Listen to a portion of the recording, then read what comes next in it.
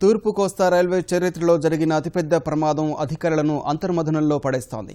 దెబ్బతిన్న ట్రాక్ మార్చాలని ఏళ్లుగా వస్తున్న ప్రతిపాదనలపై ఉన్నతాధికారులు చూపిన నిర్లక్ష్యం ప్రమాదానికి కారణమని విమర్శలు వినిపిస్తున్నాయి.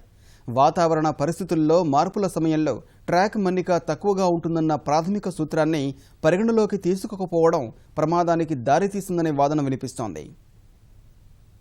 రైల్వే శాఖలో అధికారులు వ్యవహరిస్తున్న తీరు ప్రయాణికుల భద్రతను గాల్లో దీపంగా చేస్తోంది. కరువైన అధికారుల అప్రమత్తత ఎంతోమంది ప్రాణాలను తీసుకుంటోంది.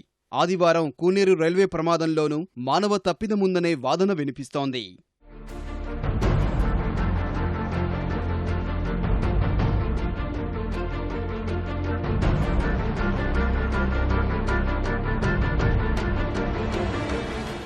వాల్తేరు రైల్వే డివిజన్ 1052 కిలోమీటర్ల పొడవునా ఉంది. ఈ డివిజన్ తూర్పు కోస్తా రైల్వేలో వాణిజ్యపరంగా అత్యంత కీలకమైంది. ఒడిశాలోని పలు ప్రాంతాల నుంచి విశాఖలోని భారీ పరిశ్రమలకు ముడిసరుకు నేరుగా రైల్వే ర్యాక్ల ద్వారా చేర్చడం, విశాఖ పోర్టు నుంచి ఎగుమతులకు ఖనిజం పంపడం కోసం రైల్వే గూడ్సులు నిరంతరం పనిచేస్తుంటాయి.